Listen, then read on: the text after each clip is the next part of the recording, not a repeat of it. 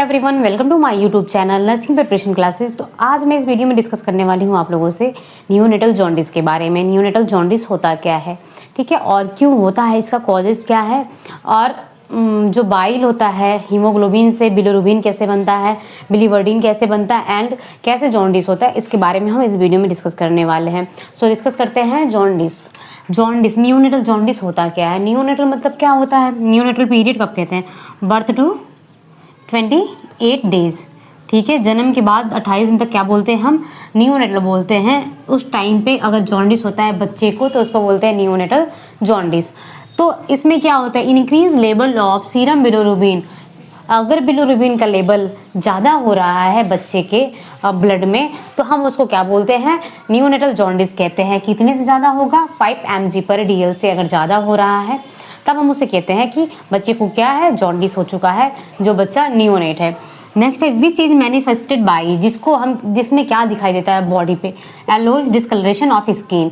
अगर बिलिरुबिन ज़्यादा हो रहा है तो क्या लक्षण दिखाई देगा, हमारी जो स्किन होती है, जो बच्चे की स्किन है वह कैसी हो जाती है, एलोइस हो जाती है, येलो कलर का स्किन हो जाता है, ठीक है। किसके कारण, बिलिरुबिन के कारण। जो बिलिरुबिन पिगमेंट होता है वह कैसा होता है, ग्रीनिश येलो कलर का होता है, इसलिए हमारी बॉडी जो होती है या बच्चे की जो बॉडी होती है वह येलो कलर की हो जाती है, ठीक है। नेक्स्ट हम बात करते हैं टाइप्स ऑफ जॉन्डिस के बारे में। जॉन्डिस कितने टाइप्स के होते हैं, जॉन्डिस 2 टाइप्स के होते हैं, physiological jaundice and pathological jaundice. Physiological jaundice किसी डिजीज कंडीशन के कारण नहीं होता है, पैथोलॉजिकल जॉन्डिस जो होता है डिजीज कंडीशन के कारण होता है, ठीक है। जो फिजियोलॉजिकल जॉन्डिस है वह डिजीज कंडीशन के कारण नहीं होता है और पैथोलॉजिकल डिजीज के कारण होता है। अब होता क्या है physiological jaundice, most common jaundice, इसमें क्या होता है, सबसे ज़्यादा जो बच्चे में जॉन्डिस पाया जाता है वह क्या होता है, फिजियोलॉजिकल जॉन्डिस होता है। अब इसमें क्या होता है, अनकंजुगेटेड बिलिरुबिन। अनकंजुगेटेड बिलिरुबिन जो होता है वह क्या होता है, वाटर सॉल्युबल होता है, वाटर सॉल्युबल होता है सॉल्युबल या फिर लिपिड सॉल्युबल होता है। अब यह क्या करता है, लीवर में जाता है, लीवर के एल्बुमिन में मिलता है। अनकंजुगेटेड जो बिलिरुबिन होता है वह बॉडी से बाहर नहीं निकलता, बॉडी में ही रहता है। अगर इसका लेवल ज़्यादा हुआ तो क्या होगा, जॉन्डिस होगा। तो यह क्या होता है, अनकंजुगेटेड बिलिरुबिन क्या होता है, वाटर सॉल्युबल या लिपिड सॉल्युबल होता है। यह लीवर में जाता है, लीवर में जाएगा, लीवर में एल्बुमिन से मिलेगा, एल्ब्यूमिन जो प्रोटीन होती है उससे मिलता है। तो जो अनकंजुगेटेड बिलिरुबिन होता है, जो बॉडी से बाहर एक्सक्रीट नहीं होता है, वह कंजुगेटेड में चेंज होता है।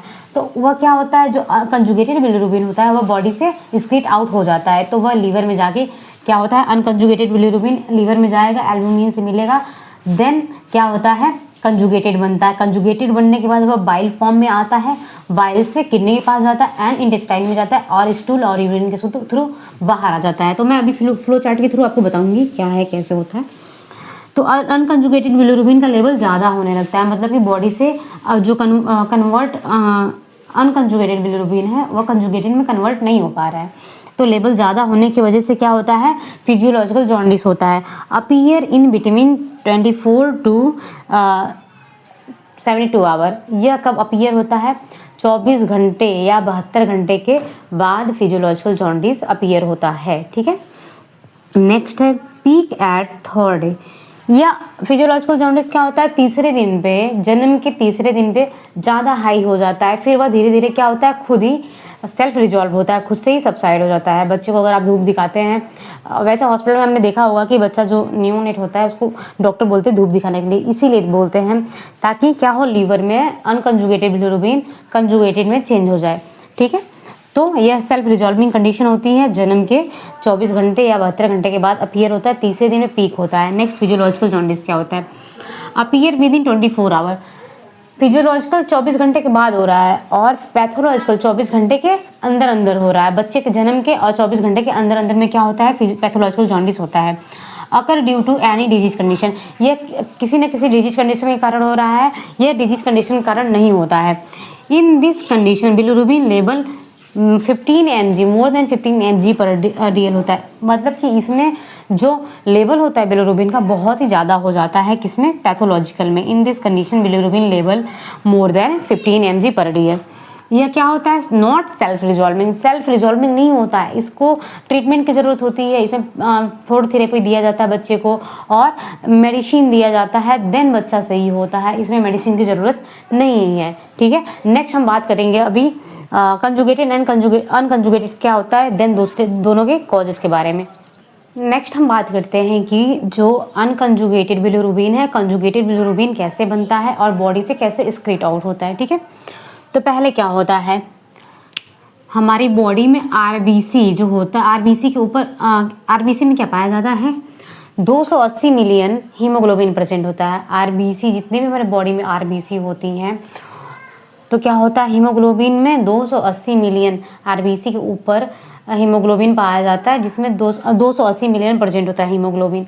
अब यह क्या होता है, क्या करता है, इसमें क्या होता है, प्रोपायरिन पिगमेंट प्रेजेंट होता है हीमोग्लोबिन में। हीमोग्लोबिन में प्रोपायरिन प्रोटीन का पिगमेंट पाया जाता है जो क्या करता है, रेड कलर देता है हीमोग्लोबिन को या आरबीसी को रेड कलर देता है।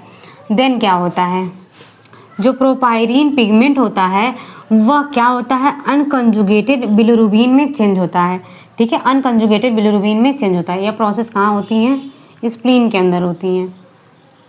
ये जो हमारा आरबीसी टूटता है वह कहाँ टूटता है, आरबीसी जो टूटता है वह स्प्लीन के अंदर ही टूटता है। तो इतना जो प्रोसेस होता है, अनकंजुगेटेड बिलिरुबिन जो बन रहा है, आरबीसी टूट रही है या आरबीसी में जो हीमोग्लोबिन होता है उसका ब्रेक डाउन हो रहा है, तो वो कहाँ पे हो रहा है, स्प्लीन के अंदर।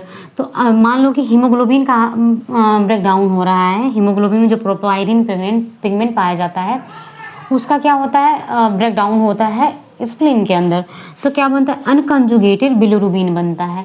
अनकंजुगेटेड बिलिरुबिन क्या होता है, ये वाटर इनसॉल्युबल होता है। ठीक है, वाटर इनसॉल्युबल, वाटर के साथ, वाटर में घुलता नहीं है डायरेक्टली, वाटर के साथ डायरेक्टली बाहर नहीं आता है अनकंजुगेटेड बिलिरुबिन। ठीक है, अगर इसका लेवल ज़्यादा होता जाएगा, एक कन्वर्ट नहीं हुआ या वाटर सॉल्युबल नहीं हुआ तो बॉडी में क्या होगा, जॉन्डिस होगा, मतलब बिलिरुबिन का लेवल ज़्यादा होता जाएगा। तो यह क्या होता है, जो हीमोग्लोबिन हमारा स्प्लीन में टूट रहा है तो यह क्या बनाता है, अनकंजुगेटेड बिलिरुबिन बनाता है, मतलब वाटर इनसॉल्युबल, वाटर के साथ बाहर नहीं निकल सकता है।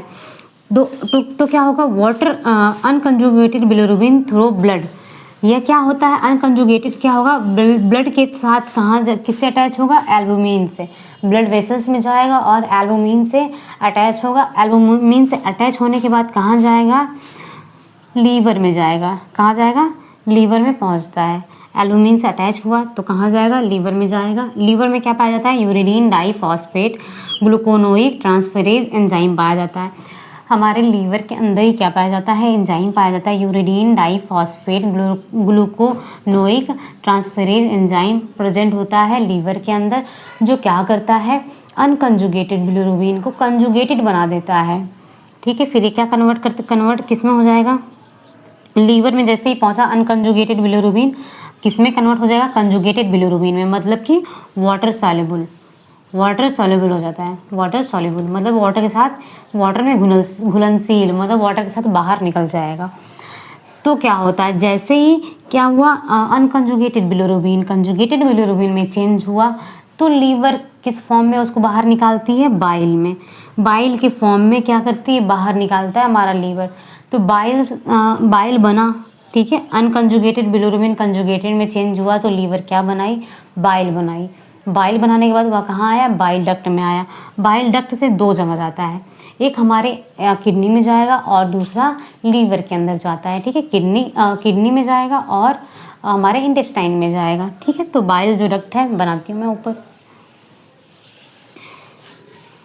ठीक है, तो बाइल बना, बाइल कहाँ आया, बाइल डक्ट में आया।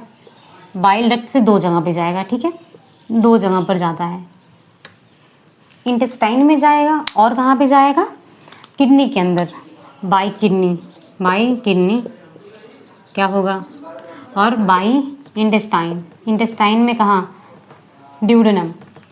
ठीक है, ये क्या बनता है, किस फॉर्म में बाहर आता है, और वाटर सॉल्युबल हो गया है और बाइल बना। बाइल कहाँ गया, किडनी में गया, किडनी के थ्रू रिलीज होता है, और इंटेस्टाइन के थ्रू, बाइल डक्ट में गया, बाइल डक्ट से इंटेस्टाइन में गया, इंटेस्टाइन और किडनी। अब इंटेस्टाइन भी क्या करती है, बाइल को बाहर निकालती है, और किडनी भी बाइल को बाहर निकाल देती है।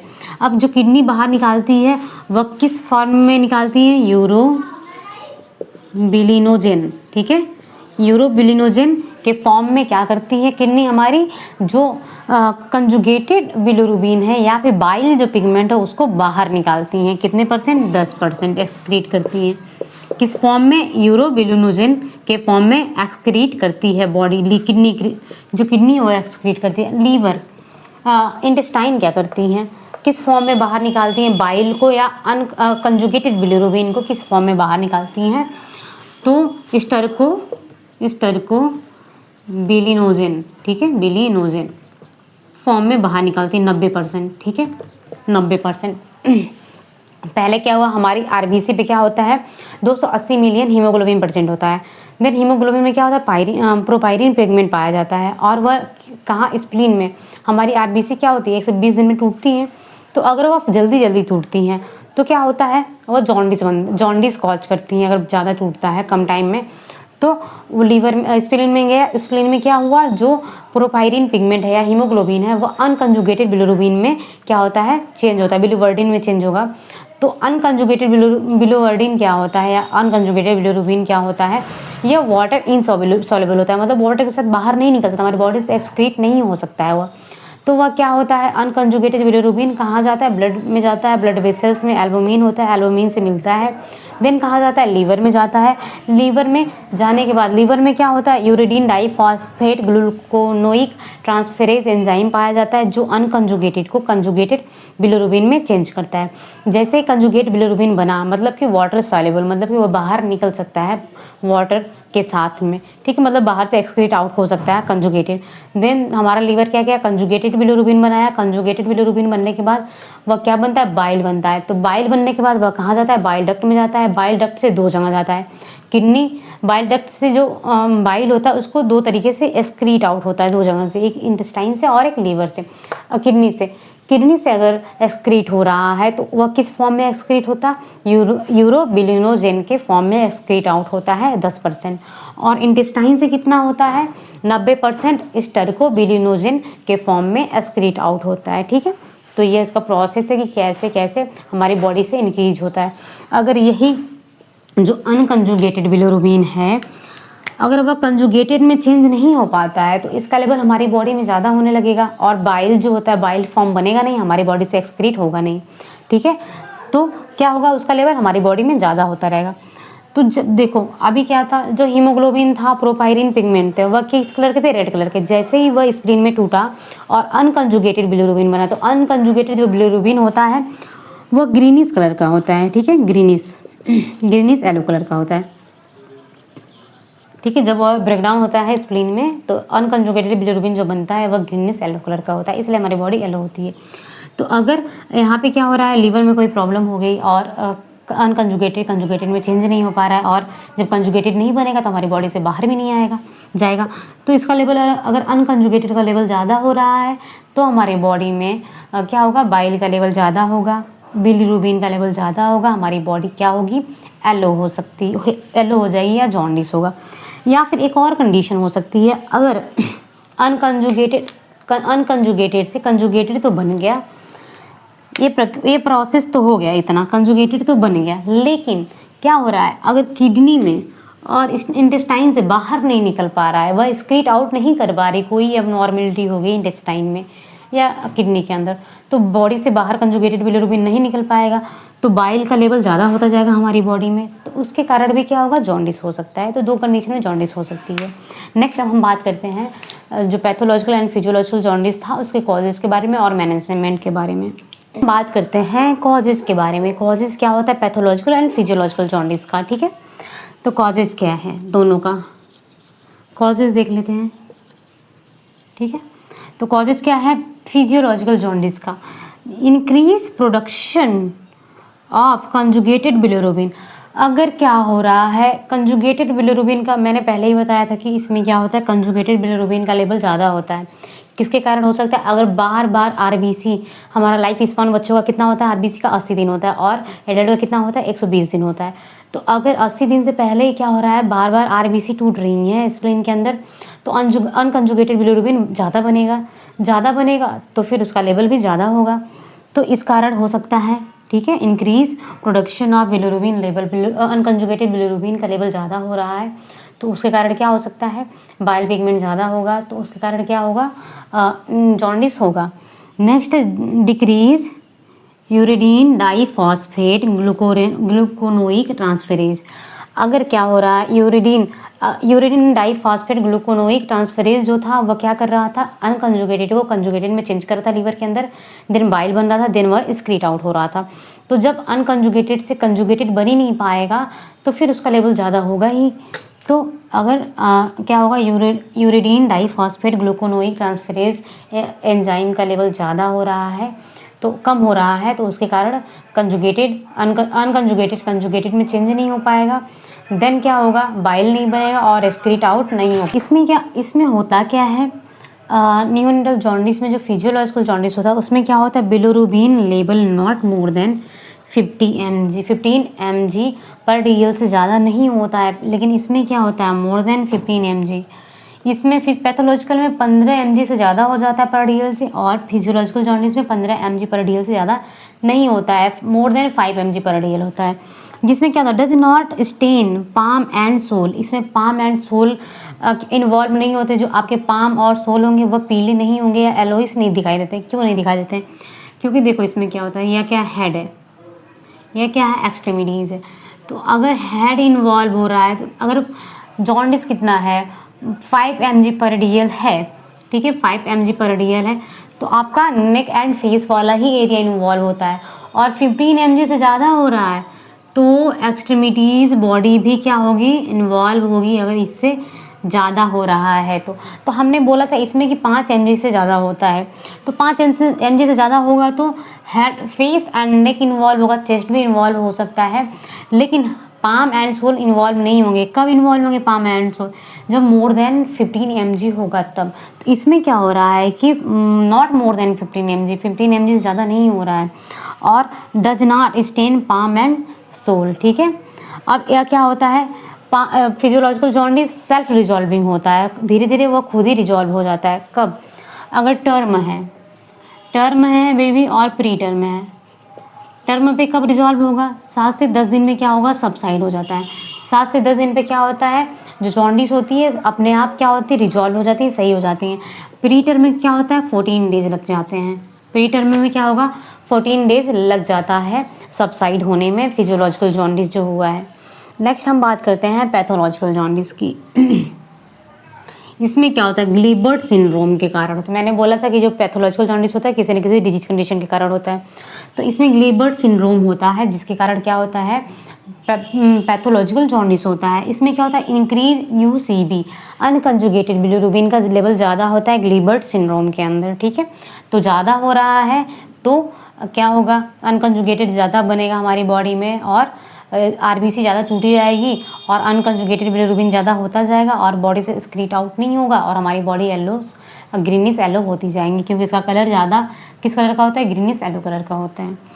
Next, Dubin Johnson syndrome. Dubin Johnson syndrome में क्या होता है, यूडीपी क्या होता है, uridine diphosphate glucuronic transferase enzyme, जो अनकंजुगेटेड को कंजुगेटेड में चेंज करनी है, लीवर के अंदर एंजाइम पाया जाता है। तो डुबीन जॉनसन सिंड्रोम के अंदर क्या होता है, यूडीपी जीटी नॉर्मल होता है, वह उसका जो वैल्यू होता है वह तो नॉर्मल है, या फंक्शन भी नॉर्मल ही कर रहा है, अनकंजुगेटेड से कंजुगेटेड बना रहा है लीवर के अंदर, बट एक्सक्रीशन जो किडनी से और जो इंटेस्टाइन से हो रहा था, एक्सक्रीशन में प्रॉब्लम आती है, एक्सक्रीट आउट नहीं हो पाता है। जब एक्सक्रीट आउट नहीं हो पाएगा बाइल फॉर्म में, तो बाइल का लेवल ज़्यादा होगा, बाइल का लेवल ज़्यादा होगा तो जॉन्डिस होगी, क्योंकि बाइल भी क्या होता है, एलोइस ग्रीनिश पिगमेंट होता है। नेक्स्ट है क्रिगलर नेजार सिंड्रोम। कैसा नाम है, क्रिगलर नेजार सिंड्रोम, इसमें क्या होता है एब्सेंट UDP-GT, इसमें तो एब्सेंट ही होता है। जब एब्सेंट होगा तो कन्वर्ट अनकंजुगेटेड कंजुगेटेड में चेंज नहीं हो पाएगा, देन अनकंजुगेटेड में नहीं चेंज होगा तो बाइल नहीं बनेगा, बाइल नहीं बनेगा तो बाइल फॉर्म में इंटेस्टाइन में नहीं जाएगा और किडनी के थ्रू वह एक्सक्रीट आउट नहीं हो पाएगा, तो वह उसका लेवल बॉडी में ज़्यादा होता जाएगा और जिससे स्किन क्या होंगी येलोइश होंगी और बिलिरुबिन का लेवल ज़्यादा होता जाएगा बॉडी में, जिसे हम क्या कहते हैं जॉन्डिस कहते हैं। ठीक है, और इसमें क्या होता है उसका लेवल क्या होता है more then 50 mg per dL होता है। इसमें ट्रीटमेंट की जरूरत होती है पैथोलॉजिकल जॉन्डिस में। अब देखिए कॉम्प्लिकेशन क्या होती है पैथोलॉजिकल जॉन्डिस के। UCB जो अनकंजुगेटेड बिलिरुबिन होता है more then 15 mg per DL हुआ बॉडी में, ब्लड के अंदर 15 mg पर डीएल से ज़्यादा हो रहा है तो वह क्या करेगा, ब्लड ब्रेन बैरियर, ठीक है, हमारे ब्लड ब्रेन बैरियर को क्रॉस कर देगा, हमारे ब्रेन तक पहुंच जाएगा। सिंपल सा बात है, अगर अनकंजुगेटेड बिलिरुबिन का लेवल मोर देन 15 mg हो रहा है तो वह कहाँ पहुंच जाएगा, हमारे ब्रेन में पहुंच जाएगा और इंसेफेलोपैथी करवा देगा। इंसेफेलोपैथी मतलब कि हमारे ब्रेन में क्या कर देगा, इन्फेक्शन कॉज कर देगा या स्वेलिंग कॉज कर देगा। देन क्या होगा, उस प्रोसेस को क्या कहते हैं, कर्निक टेरस कहते हैं। अगर ये हमारे ब्रेन में पहुंचता है ब्लड ब्रेन बैरियर को क्रॉस करके तो उसको क्या कहते हैं, कर्निक टेरस कहते हैं। कर्निक टेरस में क्या होता है, न्यूरोलॉजिकल डैमेज होते हैं, मतलब अगर बिलिरुबिन का बिलिरुबिन हमारे ब्रेन तक पहुंच रहा है तो क्या कॉज करेगा, कर्निक टेरस उसको कहते हैं। अगर बिलिरुबिन ब्रेन तक पहुंच रहा है तो उसको क्या बोलेंगे हम, ब्लड के थ्रू कर्निक टेरस बोला जाता है। अब कर्निक टेरस करता क्या है, न्यूरोलॉजिकल डैमेज करता है। कर्निक टेरस में क्या होता है, अगर आप पेशेंट को बोलेंगे कि ऐसे हाथ करने के लिए तो मैं तो ऐसे नॉर्मली कर ले रही हूँ, लेकिन पेशेंट को आप बोलेंगे हाथ ऐसे करने के लिए तो उसका हाथ ऐसे नहीं हो पाएगा, कुछ टाइम तक तुरंत नीचे आ जाएगा। ठीक है, ऐसे नहीं हो पाएगा, नीचे के साइड आ जाएगा और ये बहुत सीवियर कंडीशन होती है। इसमें न्यूरोलॉजिकल डैमेज की वजह से पर्सन क्या हो सकता है, कोमा में जा सकता है। तो इसका कॉम्प्लिकेशन क्या होता है, कर्निक टेरस या इंसेफेलोपैथी इसका क्या होता है, कॉम्प्लिकेशन होता है। नेक्स्ट है sign and symptom. Sign and symptom क्या क्या होते हैं, तो पहला इसका साइन एंड सिम्टम क्या है, एलोइस डिस्कलरेशन ऑफ स्किन। स्किन का क्या होना, एलोइस हो जाना, ये सबको पता है, ये तो नॉर्मली हर किसी को पता है। ठीक है, तो इसका एलोइस डिस्कलरेशन हो जाना स्किन का। पहला हम किस में देखेंगे, फर्स्ट असेसमेंट किसको करेंगे, स्क्लेरा। स्क्लेरा को ही देख के आप असेसमेंट करते हैं ना सबसे पहले, तो स्क्लेरा ही सबसे पहले क्या होता है, एलो होता है, तो हम स्क्लेरा देख के पता करते हैं। अगर ब्लैक पर्सन है, काला आदमी है, तो हम कैसे देख के पता करेंगे, उसके कौन से बॉडी पार्ट्स को देख के पता करेंगे कि उसको जॉन्डिस हुआ है। तो हम क्या करेंगे, हार्ड पैलेट को असेस करेंगे, चेक करेंगे कि पर्सन को जॉन्डिस हुआ है कि नहीं, अगर पर्सन डार्क कलर का है तो। नेक्स्ट लेथार्जी, इसमें क्या होता है, पर्सन को लेथार्जी होता है, पुअर फीडिंग हो जाता है और हिपैटोमेगाली हो जाता है। अगर बार बार क्या हो रहा है, ब्रेकडाउन हो रहा है स्प्लीन में, बार बार अनकंजुगेटेड बिलिरुबिन बन रहा है, तो लीवर को भी बार बार वर्क करना पड़ेगा, तो वहाँ की सेल और क्या होती है, धीरे धीरे इंक्रीज हो जाती हैं और हिपैटोमेगाली हो जाता है, मतलब कि साइज इंक्रीज हो जाती है लीवर की। ठीक है, साइज क्या होती है, इंक्रीज हो जाती है। नेक्स्ट है डायग्नोसिस। डायग्नोसिस में क्या देखेंगे, फिजिकल एग्जामिनेशन देखा जाता है। फिजिकल एग्जामिनेशन आप पता कर सकते हैं स्क्लेरा देखकर और हार्ड पैलेट देखकर कि पर्सन को जॉन्डिस है या नहीं है। नेक्स्ट है serum bilirubin level. Serum bilirubin level check करेंगे कि सीरम में ब्लड में कितना बिलिरुबिन का लेवल है। नेक्स्ट है modified Cramer's rule. Cramer's rule important है, क्रैमर्स रूल। ठीक है, इसमें क्या होता है, 5 जोन में डिवाइड किया है, 5 जोन। ठीक है, बॉडी को क्या है 5 जोन में डिवाइड किया गया है कि face according to bilirubin level. Bilirubin level कितना है हमारे फेस पे, तो हम उसको कौन सा, अगर कलर के अकॉर्डिंग 5 जोन होता है हमारी बॉडी में, face, chest, palm and extremities में कितना हीमोग्लोबिन का लेवल है और कैसा कलर है, उसके अकॉर्डिंग हम पता करते हैं कि कितना लेवल ज़्यादा है बिलिरुबिन का क्रैमर्स रूल में। तो क्रैमर रूल्स देखते हैं। नेक्स्ट है क्रैमर्स रूल, डायग्नोसिस में ही है क्रैमर्स रूल।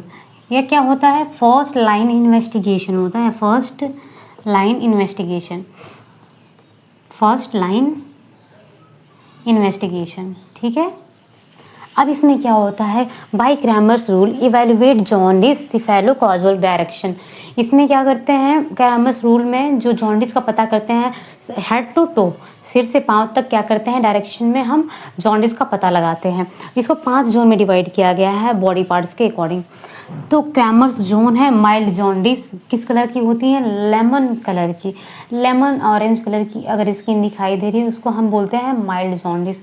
अगर ऑरेंज येलो कलर का दिखाई दे रहा है स्किन तो हम उसको बोलते हैं डीप जॉन्डिस। ठीक है, अब हम देखेंगे फेस एंड नेक को। फेस एंड नेक को देखेंगे, अगर क्या हो रहा है, लेमन कलर का और दिखाई दे रहा है, लेमन ऑरेंज कलर का कलर है, तो हम क्या है 5 से 7 mg पर DL क्या होता है, फेस एंड नेक का जॉन्डिस 5 से 7 mg पर DL है। ठीक है, अगर लेमन कलर का दिखाई दे रहा है और कितना है, फेस एंड नेक 5 mg पर DL है, तो वह माइल्ड जॉन्डिस के अंदर आता है। और क्या है, अगर क्या है 7 से 9 mg पर DL है फेस एंड नेक और डीप ऑरेंज येलो कलर का दिख रहा है, तो वो किस में आता है, डीप जॉन्डिस के अंदर आता है। नेक्स्ट हम चेक करेंगे चेस्ट एंड अपर एब्डोमेन। अगर chest and upper abdomen check करेंगे और लेमन ऑरेंज कलर का दिखाई दे रहा है स्किन और जो जो जॉन्डिस का लेवल है 7 to 9 mg पर DL है, तो वो किस में आएगा, माइल्ड जॉन्डिस के अंदर आएगा। नेक्स्ट है, अगर डीप जॉन्डिस है, कब बोलेंगे डीप जॉन्डिस, जब 9 to 11 mg पर DL आ रहा है chest and abdomen, upper abdomen का जो स्किन है डीप येलो कलर की है और जो ब्लड का वॉल्यूम है वह कितना आ रहा है, 7 से 9 आ रहा है। या फिर अगर क्या हो सकता है, यह अगर हम क्या कर रहे हैं, upper abdomen and chest yellowish colour का, डीप येलो कलर का दिख रहा है, तो हम क्या देंगे 9 से 11 mg पर DL होगा, जिसका लेवल जॉन्डिस का लेवल, और किसमें आएगा, डीप जॉन्डिस के अंदर आएगा। नेक्स्ट है lower abdomen and thigh. Lower abdomen and thigh अगर क्या है, लेमन कलर का है, तो उसमें हीमोग्लोबिन लेवल कितना होगा, 9 to 11 mg पर DL होगा, तो वह किस में आएगा, माइल्ड जॉन्डिस के अंदर आएगा। और 11 से 13 है तो किस में आएगा, डीप जॉन्डिस के अंदर आएगा। नेक्स्ट हम देखेंगे arm and forearm. Arm and forearm देखेंगे, अगर कितना है 11 से 13 mg पर DL तो माइल्ड जॉन्डिस में आएगा, 13 से 15 है तो डीप जॉन्डिस में। नेक्स्ट है palm and sole. Palm and sole क्या हो रहा है, अगर क्या हो रहा है, पाम एंड सोल अफेक्ट हो रहा है, पाम एंड सोल और लेमन ऑरेंज कलर का है, तो 13 से 15 mg पर DL है, किसका, बिलिरुबिन का लेवल, और उसको माइल्ड जॉन्डिस में कहेंगे। और मोर देन 15 mg पर DL है और डीप है, डीप ऑरेंज येलो है, तो वह डीप किस में आएगा, डीप जॉन्डिस के अंदर आएगा क्रैमर्स रूल के अकॉर्डिंग। और कुछ है डायग्नोसिस, जैसे में क्या कर सकते हैं, डायग्नोसिस में हम कुंभ टेस्ट कर सकते हैं। डायग्नोसिस में कुंभ टेस्ट क्यों कर सकते हैं, हीमोलाइटिक एनीमिया। ठीक है, हीमोलाइटिक एनीमिया में क्या होता है कि आरबीसी का लेवल बार बार क्या होता है, ब्रेक डाउन होता है, आरबीसी ज़्यादा टूटती हैं, तो इसमें भी टूटने की वजह से ही क्या होता है, अनकंजुगेटेड बिलिरुबिन बनता है। तो हम क्या करेंगे, कुंभ टेस्ट चेक करेंगे कि बच्चे में कहीं कुंभ टेस्ट हीमोलाइटिक एनीमिया तो नहीं है। नेक्स्ट हम क्या देखेंगे, ब्लड सीबीसी देखेंगे। सीबीसी में अगर आरबीसी का लेवल ज़्यादा, हीमोग्लोबिन का लेवल ज़्यादा हो रहा है तो उसमें भी कंडीशन हो सकती है। लीवर फंक्शन टेस्ट देखेंगे, लीवर हिपेटोमेगाली हो रहा है, लीवर को बार बार वर्क करना पड़ा है, तो लीवर फंक्शन टेस्ट देखेंगे कि एंजाइम क्या है, नॉर्मल है या नहीं। तो यह सारी चीज़ें क्या करते हैं, डायग्नोस्ट करते हैं, डायग्नोसिस किया जाता है जॉन्डिस। नेक्स्ट है मैनेजमेंट। हम मैनेजमेंट क्या करेंगे इसका, तो पहला फर्स्ट लाइन मैनेजमेंट क्या होता है, फोटोथेरेपी होता है। ठीक है, फोटोथेरेपी किया जाता है, यह क्या करता है, अनकंजुगेटेड को कंजुगेटेड बिलिरुबिन में कन्वर्ट करता है। फोटोथेरेपी जो वेव होती हैं, ब्लू एंड वाइट लाइट जो होती है, ब्लू लाइट जो होती है वह क्या करती हैं, अनकंजुगेटेड बिलिरुबिन को कंजुगेटेड बिलिरुबिन में चेंज कर देती है, तो इसलिए हम फोटोथेरेपी दिया जाता है। वेव लेंथ कितनी होनी चाहिए, 460 से 490 नैनोमीटर होना चाहिए। और डिस्टेंस बच्चे और जो लाइट का डिस्टेंस है कितना होना चाहिए, 30 से 45 सेंटीमीटर होना चाहिए। Next eye and genitalia close. Eye बच्चे का आँख और जेनाइटेलिया क्या करते हैं, क्लोज करते हैं। क्यों, अगर आई पे लाइट जा रही है तो क्या हो सकता है, ब्लाइंडनेस हो सकता है बच्चे में, बच्चा अंधा हो सकता है। अगर जेनाइटेलिया पे पड़ रहा है लाइट, जेनाइटेलिया पे पड़ रहा है तो क्या हो सकता है, इनफर्टिलिटी, आगे जाके इनफर्टिलिटी हो सकता है। ठीक है, फर्टिलिटी की कंडीशन हो सकती है बच्चे में। Next, provide breast feeding every 2 hour. बच्चे को क्या करना है, ब्रेस्ट फीडिंग प्रोवाइड करना है। बच्चा ब्रेस्ट फीड करेगा तो क्या करेगा, स्टूल पास करेगा। स्टूल पास करेगा तो यूरिन और जो बिलिरुबिन होता है, सॉरी जो 90% बिलिरुबिन होता है वह क्या होता है, थ्रू इंटेस्टाइन स्टर्कोबिलिनोजेन के फॉर्म में निकलता है स्टूल के थ्रू। तो फीमेल जब ब्रेस्ट फीड करवाएगी तो क्या होगा, बच्चा उतना ही स्टूल पास करेगा।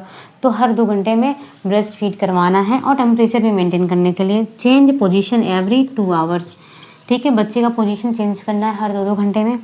Temperature monitor every 2 hour. बच्चे का टेम्परेचर मॉनिटर करना है। क्यों? क्योंकि जो नियोनेट बच्चा होता है सबसे ज़्यादा उसको हाइपोथर्मिया कंडीशन होती है। साइलेंट किलर डिजीज़ कहते हैं इसको। बच्चे की जान चली जाती है, पता नहीं चलता है, कोई सिम्टम दिखाई नहीं देता।